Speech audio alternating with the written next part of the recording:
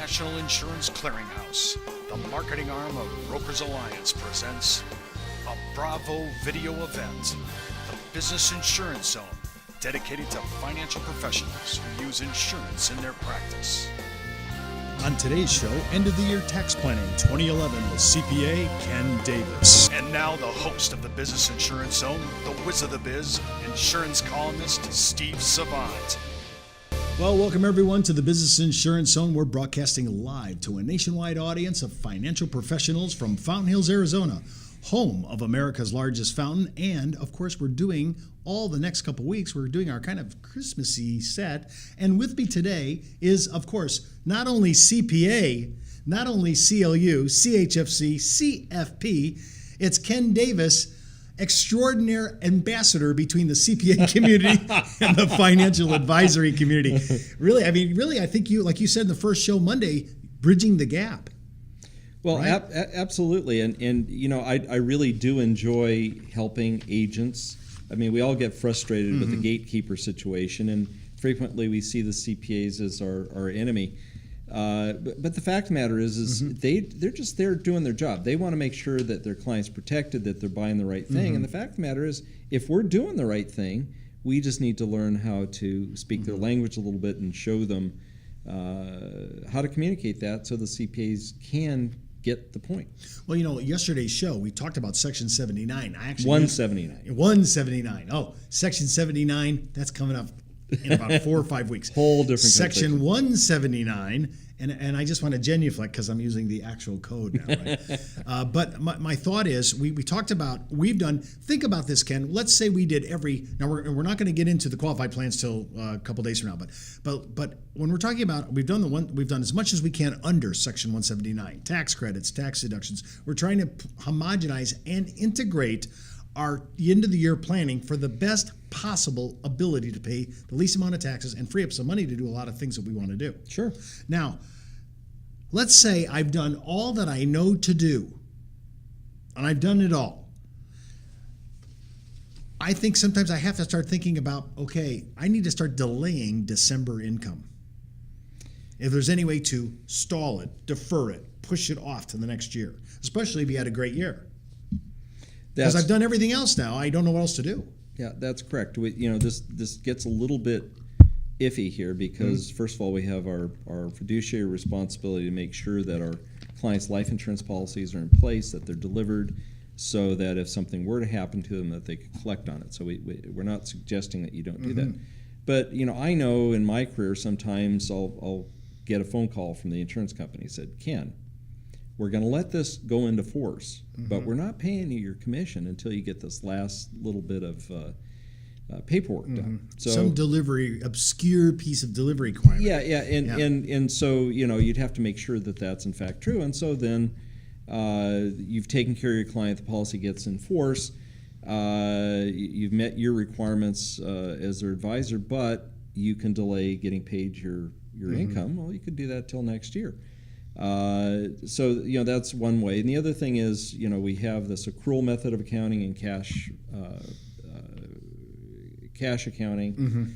Well, most of us as individual income taxpayers are based on a cash basis tax accounting. And so it's when we actually receive it or constructively receive it. Well, then how do I tidy up as a producer? And of course, I want to take this idea and give this to my clients. I did not receive the money in 2011. I'm receiving it in 2012, but I'm still getting a 1099 that reflects that I received it because they went ahead and expensed it out December 30, whatever. Well, yeah, I mean, if they run it, on a Friday, I don't know when December 30th is, but actually I think it is a Friday, yeah. So, and they send it, and they're going to take a deduction on their income tax return, and then they're quite likely going to show it on your 1099, but you know it's in the mail. You haven't received it. Now these days it's not in the mail anymore. It goes into your account. So, but there may be a delay of their commission until the first week in January or second week of January. But how do you deal with that? Because I got a 1099, but I didn't get the money till January 3. Well, hopefully they don't make that mistake. If, in that example, if they actually, it might show up on the year-end run. So if they do show it, but you haven't received it, and there's a 1099, they need to call them and say, hey, I need a corrected 1099. I've kept track of all my commissions for the year, and you guys show it paid on December 30, but I didn't get it until the next year. I'm a cash basis taxpayer. Another thing, and I know we didn't prep for this on the show, but I'm a curiosity. I saw a lot of people surrendering their qualified plans, because we deal with so much annuities here.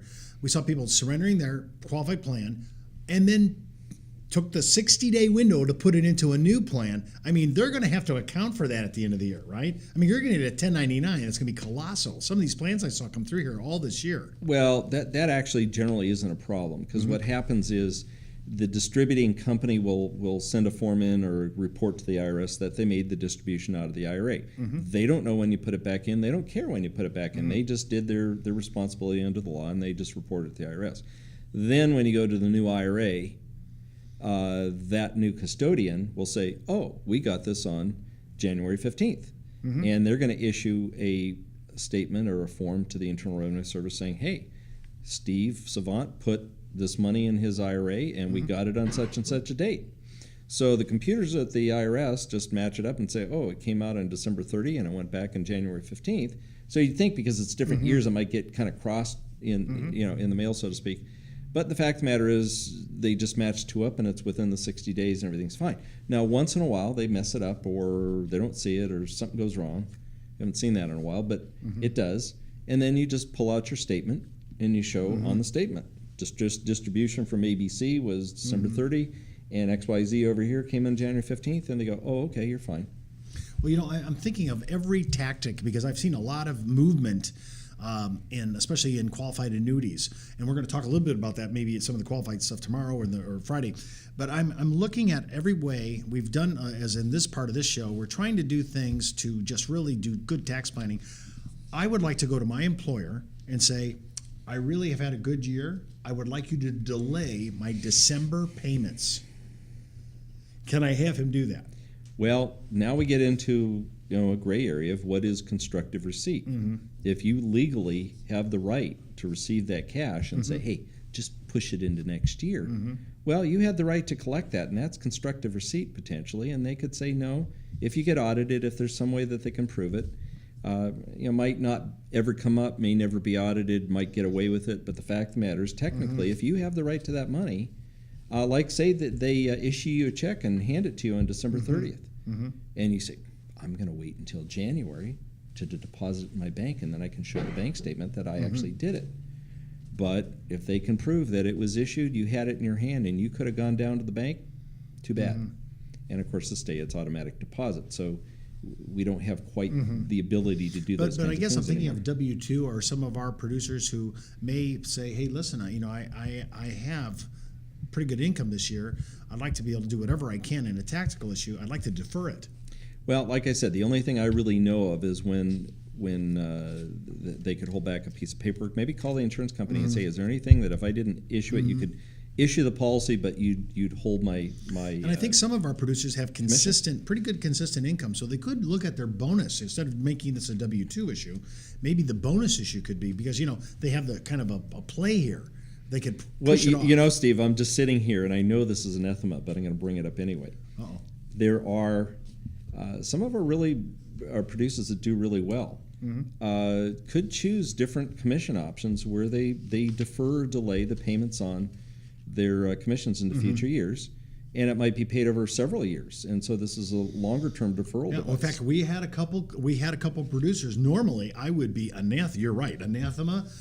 I am Steve the Heap Savant. I want it now, not later, baby. Because who knows if they'll be around to give it to me, right? Well, that's an issue, and the other thing is that there could be chargeback issues. While some of these things actually pay much better over a period of time. I've run the numbers. Well, I have a couple cases that I was alluding to because the producer says, "Wow, these are big premium finance cases." This is a perfect example of this, and the carrier gave him the option: do you want to spread the compensation over a 5-year spread, or do you want to take it all once? And he looked at his 1099s and his income this year, and it's been a fantastic year for him.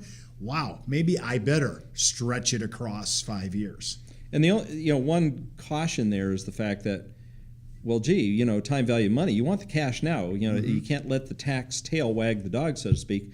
So the thing is, if you do get it spread over, make sure that they're actually paying you some extra commission in future years for the use of your money. Right, And but like you said, there are contracts, and the ones we're looking at, actually, if you would let them pay it out, when you look at the amortization schedule, man, they do pay you more. Well, if you want to just bring it down to internal rate of return, is that delayed commission. When I looked at some of the numbers in one case, you'd have to earn a 13% compound rate of return over 10 years or 5 years. Another one, 20% per year over 10 years.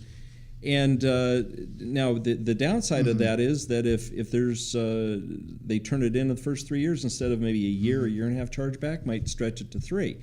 So there's some trade-offs there. But gosh, if you're looking for deferral and a decent rate of return, I mean, you can't get a 0.5% on a CD somewhere anymore. Oh, yeah, so that's these true. numbers, are worth taking a look at. I definitely want to think about it, because some of our producers that really need to manage their own tax issues so they can in turn educate their clients need to look at little of these tactics, like is levelized better just from a tax point of view. Again, I don't want to wag the dog with the tax issues all the time, but I think it's important to bring these things up and just give you options. Well, and in terms of timing, we can look at liquidating policies, liquidating annuities will trigger income, so you certainly want to defer it. You might be in a situation where you have certain stocks that are in a loss position. Well, Ken, I'm so glad you brought that up, because I'm looking at contracts right now. I mean, there are stock positions, as you said, where I've always had a difficult time in January explaining to my clients why you get you have a loser mutual fund, and then about a week later you get a 1099 for capital gains. Right. Right. It's hard to tell. I mean, I know what's going on, but the client doesn't get that. But I still have losses, and I mean, the market's been all over the place this year. Sure. And so there are people that have losses. What could they do right now? Well, what you can do is you can look at your portfolio and see where your losses and your gains are. And you can do what a lot of investment advisors tell their clients to do, which is tax harvesting, where they say, okay, I'm going to trigger a deduction this year. And you have to make sure your timing is right on this. Make sure you understand the laws and that you do it in time so that it actually is deductible. And then you go out and say, I've got some positions with gains, so you can create the gain to offset the loss. Because remember, we only have the ability to deduct $3,000 of tax capital losses each year. So you want to go out and create some capital gains to offset against these taxable losses that you want to harvest. Well, I want to do I love this word, for me, tax harvest. Wow, I feel like a farmer in the middle of Uncle Sam's plantation. It is the fall. I mean, it is the fall. I appreciate it, because I want to be able to homogenize losses and gains. I need every deduction I can get. Sure. Although I don't like losses doing it. You're listening to the Business Insurance Zone, the talk show that focuses on insurance in your practice. You can email me at thebiz@brokersalliance.com or call 1-800-290-7226, extension 147. Ken and I will be right back from a word from our lead producers, Legal & General America, top of the line term and guaranteed UL. Banner Life Insurance Company and its subsidiary, William Penn Life Insurance Company of New York, comprise the Legal & General America companies, part of the International Legal & General Group, one of the largest insurance companies in the world. Now, Legal & General America is one of the top-rated insurance companies in America, with one of the strongest financial balance sheet among its peers. Legal & General America is a major player in guaranteed term and guaranteed universal life, and consistently ranks among the best carriers in almost every product spreadsheet. Legal & General America's product line of guaranteed universal life endows at the maturity date, while most carriers' cash values just zero out. You know the reputation of Banner? Now know the value of LGA, Legal & General America. The power to protect, the power to preserve, the power to serve their policyholders. That's Legal & General America. Well, welcome back to the Business Insurance Zone. I'm Steve Savant, insurance columnist, financial color commentator, and interviewer extraordinaire. Remember, before moving forward with anything that you hear on the show, especially today, Check in with your CPA, tax attorney, broker-dealer, compliance department, and maybe your E&O. Because you don't hold yourself out as a fiduciary. Remember, you can always call us 1-800-290-7226 for any quotes or questions you have on life insurance, annuities, long-term care, DI, and, of course, group pension plans. Hey, it's not what I know, it's who I know, and that's why I have Ken Davis on here, CLU, ChFC, CFP, CPA, and oh my gosh, I just feel like the whole alphabet needs to be just said here. You know, Ken, we're talking about, hey, this is a new term for Steve Savant, I have to say, tax harvesting. Wow. I mean, we're always talking about how to talk to people, right? And I want to harvest taxes. Instead of letting Uncle Sam reap my taxes, I want to harvest these ideas. And I really liked our end of the segment when we're talking about gains and losses. Now, one of the reasons why I like homogeneizing that, because we can take $3,000 in losses, like you suggested, but I like it because all of a sudden now this frees up money. Right. Well, and like I said earlier in one of our shows and earlier in the week, is the fact is, if you can find cash from redeploying assets, then you have money that clients are willing to use to buy other financial services from you. So if you can look through a portfolio, make sure they work with their tax advisor so this all works right. You can trigger the deduction, the loss from capital losses, and then you can find other assets that will produce capital gains to offset it so that we don't have to worry about this $3,000 deduction. What have you done? You've created cash, and cash to go out and buy and do other things, a qualified plan contribution, maybe to buy some Section 179 property and get a deduction on that. Maybe to buy some life insurance, annuities, whatever, there's now money available. And before I forget, tax harvesting. What can we harvest that has no $3,000 deduction, Stephen? Is variable annuities.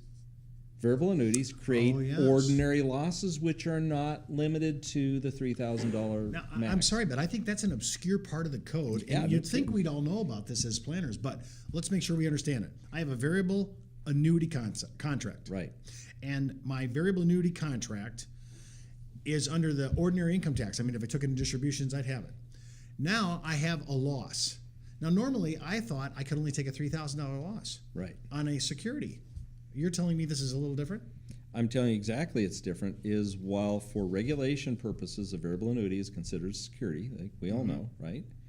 Well, the fact of the matter is, when we have gains, are those capital gains on a variable annuity? No, they're ordinary income.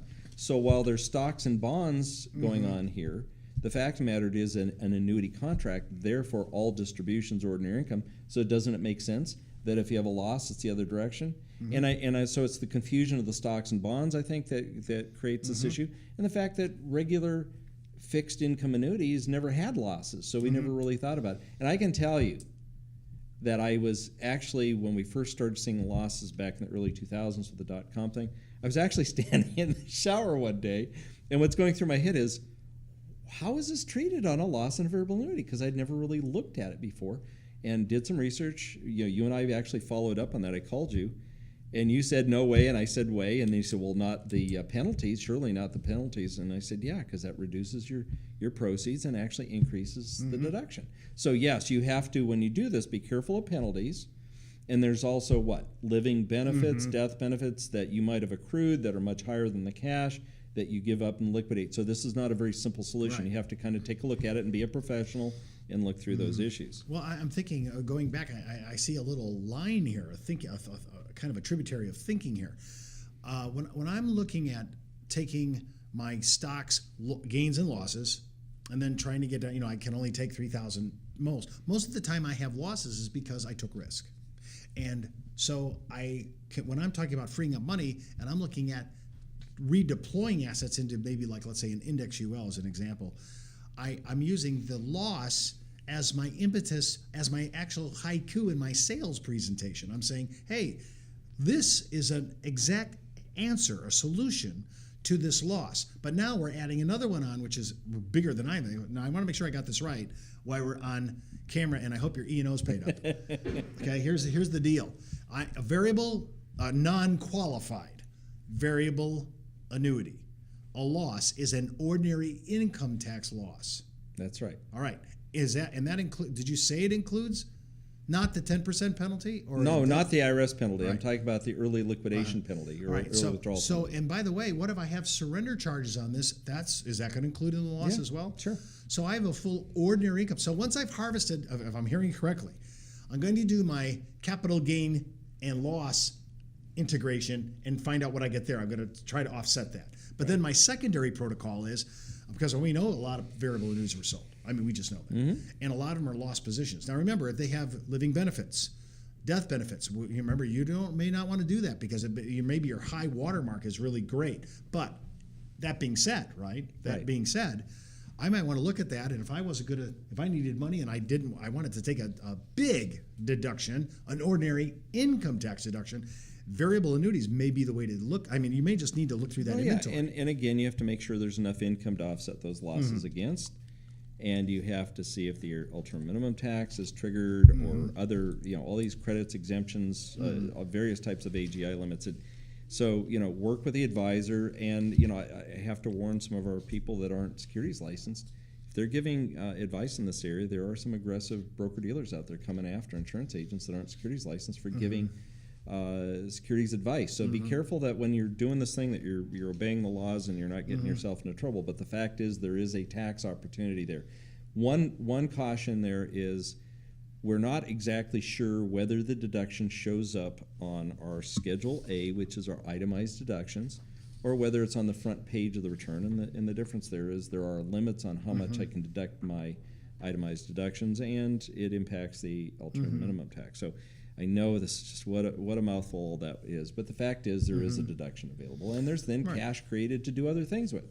Once you educate your fiduciary, your own CPA and tax attorney on some of the issues of variable annuity deductions, I think they can help you figure out what side of the page you want this, whether it goes on the front of your 1040 or on your Schedule A. Sure, and the other thing that comes to mind is real life examples.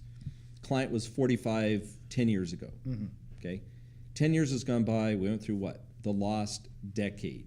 What's that mean? It means that they're lucky to break even on their investments over 10 years, right? And now they're what, 55? And they're going, Steve, I'm 55. I can't play in the stock market anymore. I got 10 years before I retire, and I'm afraid. I'm scared. And I hear this all the time. Right. So then we as insurance providers can pull out what? Our index annuities, index life, that kind of thing, and say, hey, we know for sure that you will have some gain here. And if we put income benefit riders on the annuities, for instance, we know we can tell them exactly how much they'll be able to take out. Now, here's the other thing. At 55, what are you thinking about that maybe you weren't thinking about at 45? My senior discount. I'm thinking about it. I am too, and I get such a kick out of it when I can do it.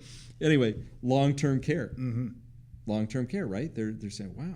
So what do we know? We know we have annuities with long-term care. We have accelerated benefits riders for long-term care and all that stuff. So suddenly things that weren't terribly important, a lot more safety, willing to take lower rates of return potentially, and then long-term care benefits, stuff like that. Yeah, I have to say, after this last decade, I think preservation of principle rules. Yeah. I mean, with that 55 and up, once you cross into the ARP nation, everybody's thinking like this. Right. And the front end of the geriatric zone, which you're seeing about 65, that might even get pushed up a little farther. Maybe 70 becomes the new 65. I don't know. And you know what? I was at an insurance function, and one of my old friends who we had fought over the use of life insurance, he was a die-in-the-wool investment guy. And I said, well, of course, you don't believe in indexed annuities or life. And he looks and says, no, Ken, I've got to confess.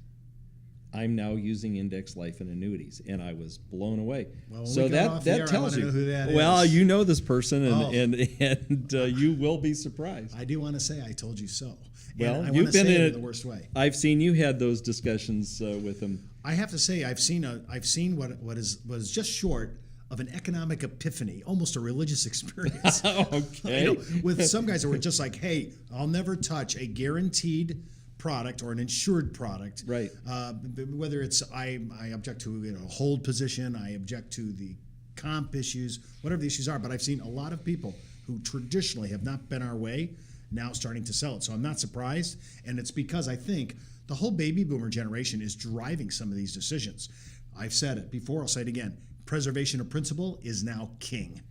This is a real life example. I was talking to a guy who really is a proponent of insurance, yet we were talking about using money in a qualified plan, and that's a topic for future. Yeah, we're going to hit that tomorrow. He actually I was showing an index universal life with long-term care and accelerated benefits, all this really cool bells and whistles. And he was feeling a little uncomfortable because it's a qualified plan and it should be all investment, right? So he's showing a standard fixed or indexed annuity. And you know what the client said? Came back and said, Pat, I like this insurance policy. The returns weren't fantastic. They were just, have to pay for these costs, right? Mm-hmm. So it wasn't fabulous, but it was good enough along with the benefits. He says, no, I really want the insurance. I don't want the annuity. And it kind of surprised him, and not so much, but still. The client fought back and said, "No, I want the life insurance, for gosh sakes." So. Yeah, I mean, some of the tax issues that are celebrated, that we celebrate in our world, whether it's life insurance or annuities, are huge. And we're now trying to manage this whole week by freeing up money for some of these, and it's not all going to that, but it could possibly go to that. And we want to create every tax advantage we can for our client. But remember, life insurance inside a qualified plan doesn't need tax benefits because a qualified plan has it. So they weren't buying for tax benefits, they were buying for insurance benefits. I tell you what, I said preservation of principle is everything. Remember, you can watch this show and our show. Remember, tomorrow Ken's going to be on again in our beautiful HD 1080p right on our on-demand section. Just click on the red button as soon as you hit our page, www.brokersalliance.com, and hop out to our social network, YouTube, Vimeo, Facebook, LinkedIn, and Twitter. I'm Steve Savant. You've been listening to the Business Insurance Zone. The Business Insurance Zone, dedicated to financial professionals who use insurance in their practice.